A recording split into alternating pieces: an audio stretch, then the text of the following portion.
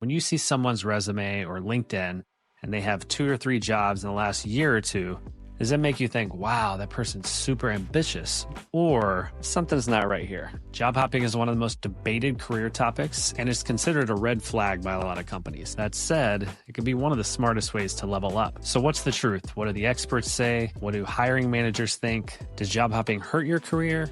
Or can it actually help it if done right? And most importantly, how do you position it in a way that doesn't hurt you with future opportunities? If you're new here, my name is Steven. I'm a VP of sales at a tech company here in New York City, and I've been a manager for over 15 years. I hire a lot of people and I go through a lot of resumes. I want to share some insights that I've learned and the way that a lot of different industries differ in how they look at job hopping. So job hopping typically refers to people that are moving jobs every 1 to 2 years. Now, this can differ widely by industry, and we'll talk a little bit more about that in a second. But a lot of companies see this as a red flag. They can see it as a sign of instability or as a lack of commitment on the part of the applicant. In some industries, however, they can see it as a sign of adaptability, maybe even ambition. So who's right? Well, it depends on your industry, how you frame your moves, and whether your career story makes sense. To really understand, let's start with how job hopping hurts you.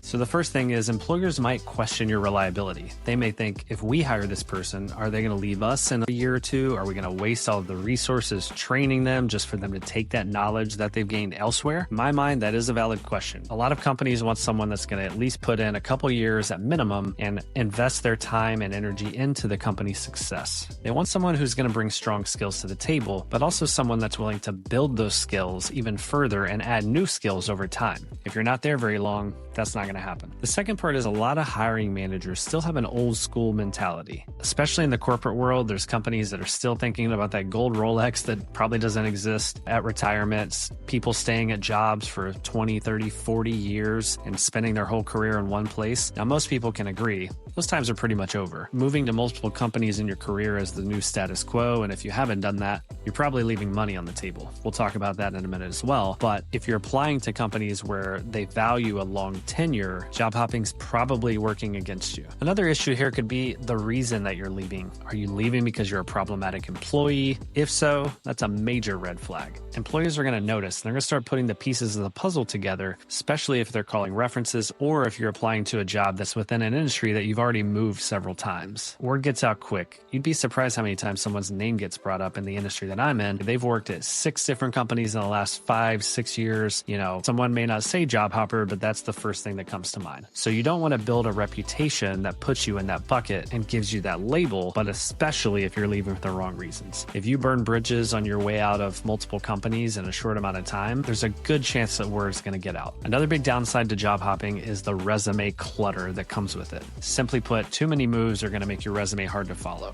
Recruiters are going to struggle to see your progression. It's going to be hard for you to attribute to what success you've had if you've only been there a short amount of time. And ultimately, it's not going to look great if you have 4 or 5 jobs in the last 5 years and you're applying to a company and they're saying, wow, this guy or girl is probably only going to be here for a year. So I can speak on this from personal experience. From November 2013 to July 2015, I had 3 jobs. Now, that's 3 jobs in just a year and a half. At the time, I felt like every move made sense. It was a time in my career where I had been building myself up. I moved across the country and kind of had to start over. My financial earnings took a big hit. My responsibilities took a big hit. And so I needed to find a way to work myself back up quickly to those same levels that I'd been at previously. Job hopping was a way to do that. Other companies that were similar to the one I was working at, they offered me the opportunity to move up into a bigger role. And ultimately, I did this a couple times. But make no mistake, I definitely got hit with the job hopper label. This wasn't just from companies that I applied to. Even some of my own friends were cracking jokes at me. Probably for the next 3 or 4 years, it's something that I put up with. But I knew in the back of my head that I had made the right choices for me at that time, and I was early enough in my career where it wasn't going to be detrimental to me in the long term. So with that example, let's talk about how job hopping can actually help your career. So the first part is if you're learning new skills and making strategic moves. Changing jobs frequently isn't necessarily bad if you're learning new skills with each stop that you make. In fast-moving industries such as tech, for instance, it's actually very normal to move jobs every 1 to 2 years, especially if you're earlier on in your career. I know a lot of product managers, engineers, sales reps that have made very quick ascents because they have been willing to move strategically from one place to another after 1 or 2 years and built their skills along the way. Another one, and probably the most common reason that people make a move, is to grow their income. A 15 to 20% pay increase is pretty common when you're changing jobs, but if you're staying at the same company for a long time, 3 to 5% a year is more the average, unless you're taking on promotions regularly. So if you're looking to accelerate your earning potential, job hopping honestly is one of the best ways to do that. Now, I want to throw a disclaimer on this. If you're under the age of 25 and you're watching this video, you do not need to worry about job hopping. It is not something that is going to hurt your career long term. Most companies are not looking at this. Employers simply don't expect long tenures from early career professionals and interns. The earlier stage of your career is the time to experiment, figure out what you like to do,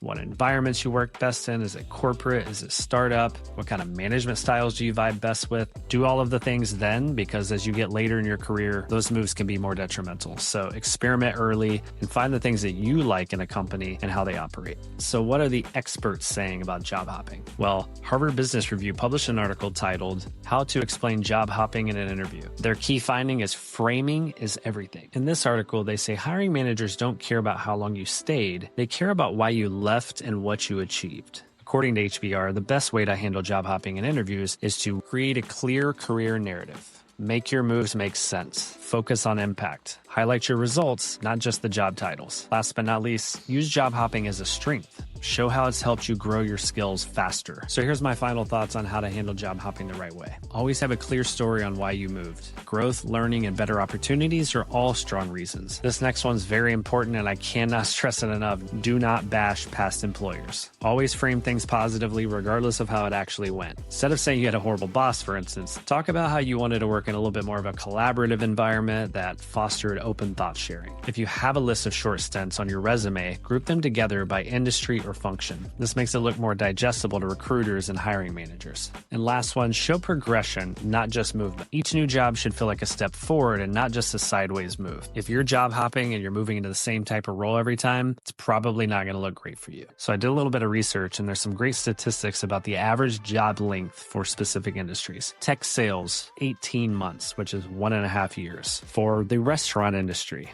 3 months. Law firms, 5 years. Medicine, 6 years. And finally, federal government, 11 plus years. So as you can see, there's a huge range and discrepancy between industries. Now, what industry are you in? You can do some research on what the average job length is. And that's probably going to help you understand if you could be labeled as a job hopper or not. If you're moving every 2 to 3 years and concerned about it, but if the average job length is less than that, you might be fine. So does job hopping hurt your career? Not if you do it the right way. If you're the one making the decision to leave, I think you need to be prepared to frame your story. I'm curious what you think. Have you been labeled a job hopper? Are you concerned about being labeled one? Are you looking for a job right now and you're concerned about how long you've been in your current role? Drop a comment below. I'd love to hear more about your experience. If you found this video helpful, hit that like button, subscribe. I post 1 to 2 new videos a week. This is also a new YouTube channel. This is only the 4th video, so if you're interested in learning about being a new YouTuber and some of the things that I've learned so far, I'll be posting a video about that soon. Until then, I'll see you in the next video.